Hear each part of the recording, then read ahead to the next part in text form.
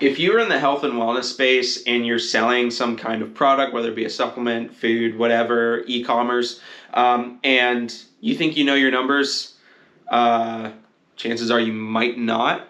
And if you're watching this and you watch it all the way to the end, because I am not going to go over like basic stuff, and you're like, yeah, idiot, everybody knows that.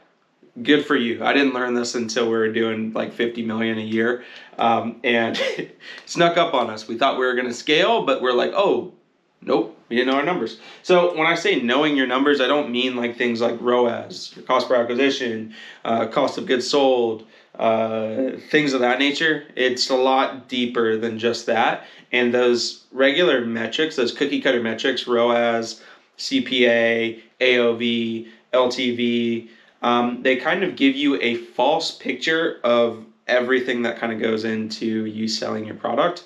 And there's really no terminology for it. I coined a couple and maybe they already exist and I just didn't do enough research to understand like, oh, that was already a thing. Oh, whoops. But anyways, this is how I figured it out. So anyways, let me draw a, that is a graph, you know, y-axis, x-axis down here. This should probably be going in a different direction. But anyways, this is a graph, right? And so first I'm going to talk about how I discovered this around January, supplement companies. It is time for everybody to start making their New Year's resolutions. And everybody's New Year's resolution is, I got to lose all the weight I just gained from Thanksgiving and Christmas and Hanukkah and all the other holidays where you eat a lot of food. And so everybody and their grandma sets out to lose weight. And so this is where supplement companies and health and wellness companies really thrive, is January, they start scaling things up. And so this is what happened. Let's say we're right here, and we started to scale up our advertising. Way up. We were pacing our biggest month yet, outside of Black Friday, Cyber Monday. And then we started to notice, whoa, things look weird from this high up. What's going on? We take a peek under the hood and we're like, holy, nothing that we're running right now is profitable, even though it looks really good. And so we dropped all the way back down. The problem is although we scaled up, we did not scale horizontal. We did not pay attention to our numbers.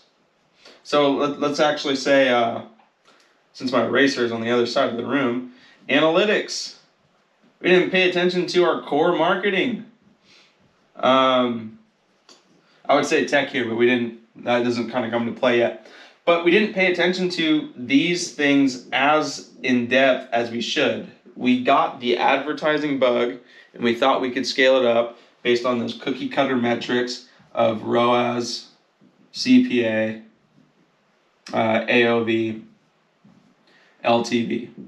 Now, these, I'm not throwing shade at these at all or talking them down. These are extremely important and these will guide your business. But when it comes to stomping on the accelerator, please go deeper. Please go deeper on your ROAS. Please go deeper on your CPA, AOV, LTV. These are extremely important metrics. Please don't hear me wrong. But if you're going to stomp on the accelerator and take a lot of risk and try and scale things way up, I don't want you to burn your business into the ground. And I've heard of it happening, and I almost saw it happen in front of my eyes. Luckily, we caught it before it got too far. But these things right here will not save you. They will guide you. And it's up to you to dig deeper into ROAS, CPA, AOV, LTV. Where's my eraser? I'm going to grab that real quick. Okay, so you know those metrics. I hopefully you're watching this and you're like, yeah, I know those. Those are good. And if that's the case, well, let me just go over a couple more metrics that I coined and maybe they already exist, like I mentioned. I just haven't done enough research. So I broke ROAS into true ROAS. And you're probably like, Devyn, why isn't there an E in true? Because I wanted it to sound or look cool. And then there's another one, NCCPA. I haven't seen this one before. Maybe it exists. I don't know. If you utilize this, let me know. And all this means is new customer cost per acquisition. And if you're an advertiser, you're probably like, well, the platform, we're running cold ads. We're only talking to a cold audience. So that's the CPA for cold, blah, blah, blah, blah. Yeah, warm people sneak in there, guys. Warm people sneak in there.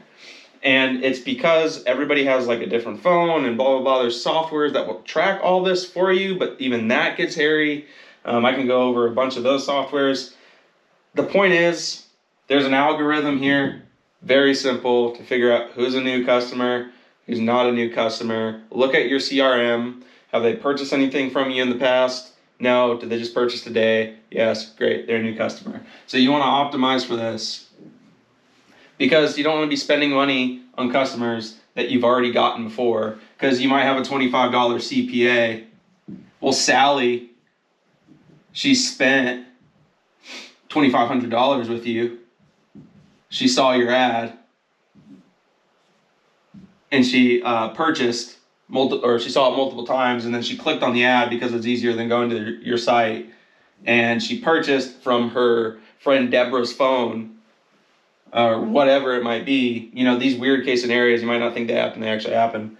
And now you just paid $25 to acquire Sally when Sally has already spent $2,500 with you and has been a long-term customer. So all of that to say, that's a really weird scenario. But all that to say is, like, just CPA, just go a little bit further. Look at your CRM, go to the source of truth, and find out what the actual new customer cost per acquisition is. And then, sorry, I didn't even explain true ROAS.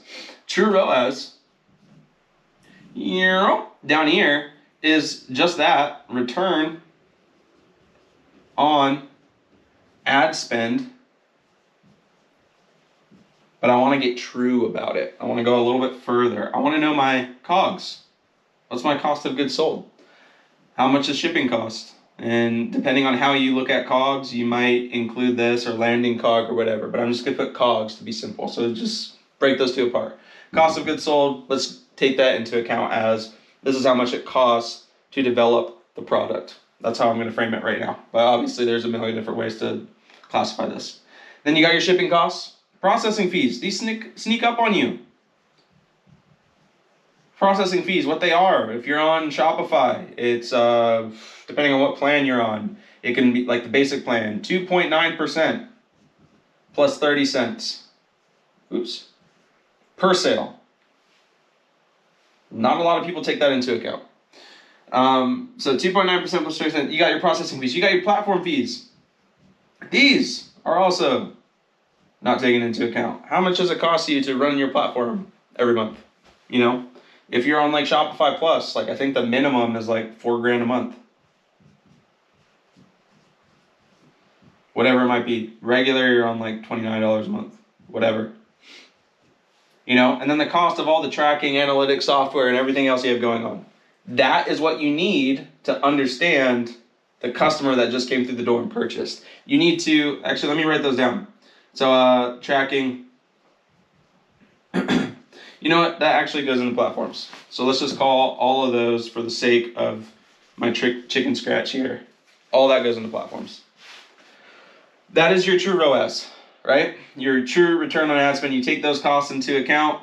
Then you look at, all right, what was the value that I just got out of that person that purchased equals X dollars. You take all those costs into account, not just your advertising, which I didn't even list here. Apologies. Too much coffee.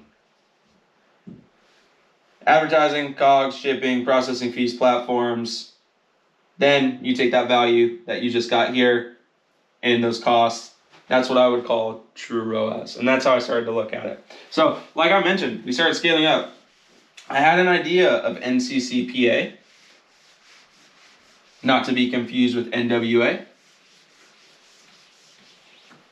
But I didn't know the true ROAS. I didn't have an understanding of the COGS and the platform fees and the processing fees and all of that, and then pulling all that together and developing an algorithm that actually said, oh, this isn't profitable, this isn't profitable, this isn't profitable. Now, with advertising, a lot of things aren't going to be profitable on day one. That's okay.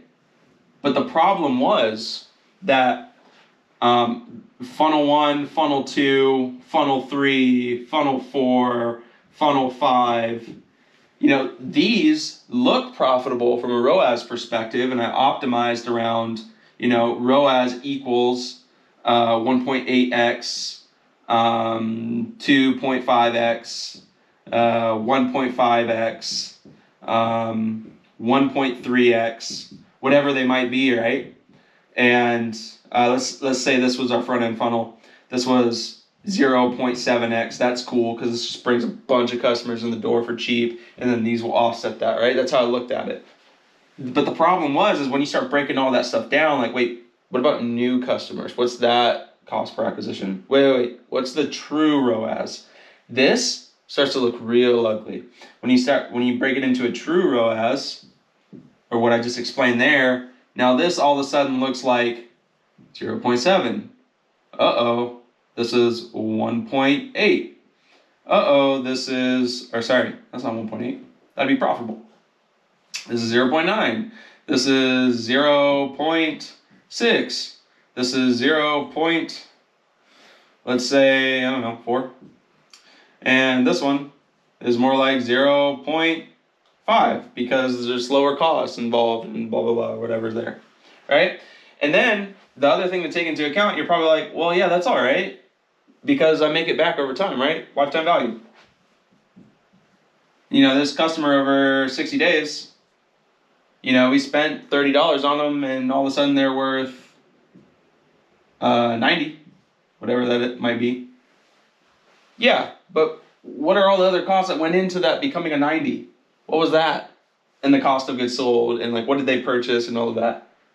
That was the problem. We optimize too much on these basic metrics that are designed to be just guidance in the right direction. These don't directly mean if this is good, this is good, this is good, scale. It's not what that means. That means, oh, something smells nice. Let me figure this out a little bit more and make sure it doesn't kill me. And you might find, hey, this looks good, this looks good, this looks good.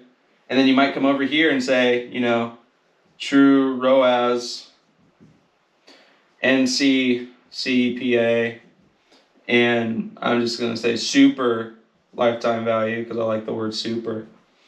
You might find hey, actually, this doesn't look good, this doesn't look good, and instead of us making our money back in 60 days, it's more like 180. Oh, okay. This will give you answers on when and what to scale. So if I had all of these funnels here running for me, and I saw this, right? This was, already had it drawn. This was a 60-day LTV of 90. Let's do multiples instead, it's a lot easier. So after 60 days, whatever I spent on this customer, I get 2x that. 60 days, this is 1.5x. After 60 days, this is 1.9x. I don't know, I'm making up numbers at this point. 60 days, this is 2x. Who knows? 60 days, this is 5x because it's such low cost, right? What the heck am I scaling? It's going to take me 60 days just to double my money, and then I'm going to have to put in more cost here. Definitely don't want this one, definitely don't want this one, definitely don't want this one. We can scale these to a certain height, but they have a ceiling, right? Because you don't want to scale them too far because then you start losing your butt on your lifetime value and your cost. 5x in 60 days, super low cost. That true ROAS doesn't look too good. That regular ROAS doesn't look too good, but when you take into account, all right, true ROAS, whatever, 0.5, new customer cost per acquisition, that's actually $25 versus all these guys, which is 60, 70, 80, 90. So my cost is already lower. And my LTV, instead of it being 180 days, I actually make my one-to-one my money back, meaning I put $25 to acquire the customer, and I make that full $25 back in 29 days, you might find that this one is the one that's more worth scaling. Even if these numbers look like hot garbage, keep these running. Don't scale them as high, just scale this one, and keep an eye on your ad spend to your revenue ratio to make sure. This is actually called ACOS or ASOS. Make sure that your revenue, ad spend isn't out of whack compared to your revenue. You got a healthy balance there to make sure that you're not overspending of what you're actually making, and you should be all right. So the whole point of this video, all that was super complicated, but the whole point of this video was to talk to a younger me and say, hey, Devyn, don't focus so much on the ROAS, LTV, CPA. It's extremely important. Focus on it, but these are not the answers to say green light scale, because that accelerator, especially if you're in advertising, it's so easy to just put your foot down and spend more, especially if you're within a certain metric, but you need to understand the deeper numbers that are involved when it comes to actually scaling things up, and you might not actually see it until you're scaled way up. You might have scaled all of your funnels, all of your different acquisition funnels up, but you didn't actually see that, hey, this one is actually crap at this scale. Where this works really well? Right here, but this one can go all the way up here, and it actually feeds these. So anyways, that's to my younger self. Or if you're watching this and you're like, yeah, dude, everybody knows that. Great, cool, sorry I wasted your time. If you watch this and you're like, that was super confusing, but I get it now, I just need to look deeper into my numbers, problem solved. So anyways, that's it.